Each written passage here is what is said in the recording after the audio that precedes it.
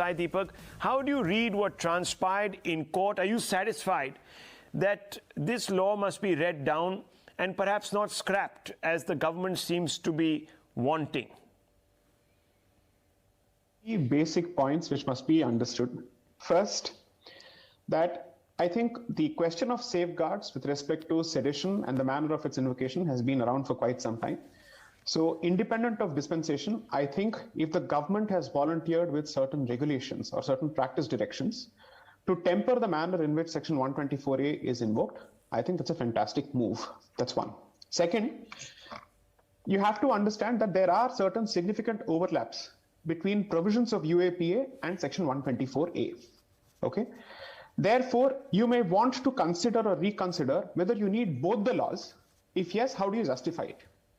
But the larger question, which I think is the most problematic issue, is the Congress's objection to the concept of sedition itself being recognized by the law.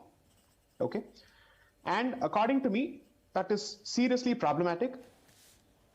I must say that anyone who's promising the scrapping of sedition as part of their election manifesto is catering to an anti-India base, according to me. And I'd like to understand, what is this vote base that you're catering to? What is this constituency that you're catering to, which is willing to lap up this kind of a serious anti-national sedition? Sedition is beyond politicization. Its unfortunate politicization must be tempered by courts. However, to say that sedition as a concept must be completely scrapped is problematic as far as Bharat is concerned, given the serious problems that we have, given the fifth columnists that India has become a breeding ground for. Therefore, as far as I'm concerned, the question of safeguards is independent and must be looked at differently from the question of whether sedition itself is required. If someone says you don't need to have both sedition under 124A of the IPC as well as the UAPA, I can still understand that. But if someone says scrap the provision under UAPA as well as 124 under IPC, then there is a serious red flag, pun intended, that has been raised. To Sai Deepak is whether it should be merely reworked or it should be entirely scrapped. And he believes that sedition as a concept must not be entirely scrapped. Sai Deepak, am I right or am I wrong? Am I misquoting you? Please tell me. No, you're 100% right. That's exactly the position. So, see, the question is simply rationalization and safeguards, nothing beyond. And the best part is, on sedition, you have committee reports which clearly show that it's not as if the concept of sedition is not to be found in the statute books in other jurisdictions. It is present in other countries as well, the so-called civilized countries, the first world countries, and these advanced jurisdictions that we constantly look up to on both sides of the Atlantic. They have laws with respect to this. In any case, please understand one thing. Anyone who says that this is a colonial legislation, I'm sorry to say, is completely ignorant of the history of this particular legislation. Section 124A, Ashutoshji, it's not Article 124A. Section 124A was the specific subject of discussion during the Constituent Assembly debates. And there are debates of Kulapati K. Munshi, where he clearly says that although this is a colonial legislation, the fact of the matter is, over the years, thanks to British court judgments, the rigor has been reduced significantly and it has become consistent with the principles of free speech enshrined in the Constitution of Independent India. Therefore, Section 124A was retained by the framers of the Constitution with the clear knowledge that the original position of 124A when it was introduced in 1870 is very different from what it was applied in 1940s. And one final clarification, this needs to be busted. The spokesperson from the Congress is completely, glossed over the history. It was not introduced to go after freedom fighters. Colonial legislation, which is to say Section 124A, was introduced to go after the Wahhabi movement in 1863 and 1870, not against independence movements such as the Congress. So please get your facts right. My first question goes to you, Dr. Anand Ranganathan. Today, the Prime Minister has himself stepped in and changed the government's affidavit so far in this case and said that they will relook at this law. I want to ask you one question. Who's more guilty of misusing the sedition provisions in the law, Section 124A? Is it really the BJP, as very often alleged by opposition parties, or are all political parties guilty as charged?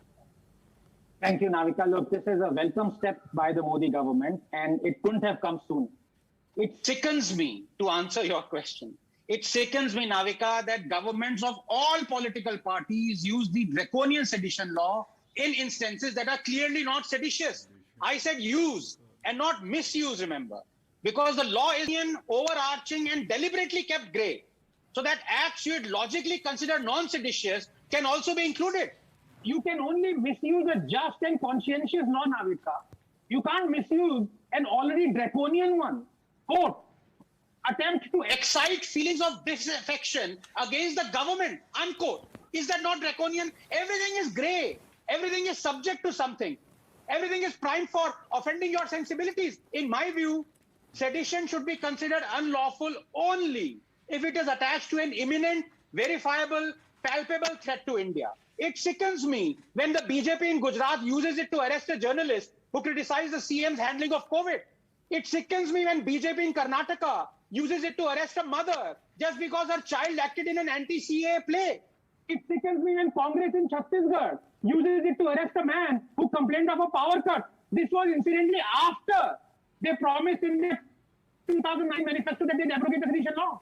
It sickens me when the Congress arrests 60 tribals and Dalits, including the Dalit activist and editor Sudhir Dhavle, under sedition charges. It sickens me when 11,000 people are charged with sedition under the NDA, including 10,000 people in a single day. It sickens me, Navika, when 12,000 people are charged with sedition under the UPA, including 8,000 people in a single day, and the Congress Home Minister then Chidambaram calls them anti-national, quote unquote. But you know what sickens me most, Navika? No. Not that both BJP and the Congress keep using this draconian law. No. Not even that chauthi failed leftist and dynasty lapdog never cite instances where the Congress has used the sedition law. No. What sickens me most is that our founding fathers used it. They gave this draconian law a stamp of approval. They were supposed to make ours a free, liberal republic. But instead, people like Nehru kept on using this draconian law to stifle freedom of speech. Just 20 seconds, Navika. Who was Ram Nandan, I ask you? For calling Nehru a traitor and accusing the Congress of not addressing poverty. Ram Nandan was charged with sedition and jailed for 3 years. And these feeding on crumbs dynasty historians still call Nehru liberal and defender of freedom of speech. कुछ शर्म नाम की चीज है कि नहीं?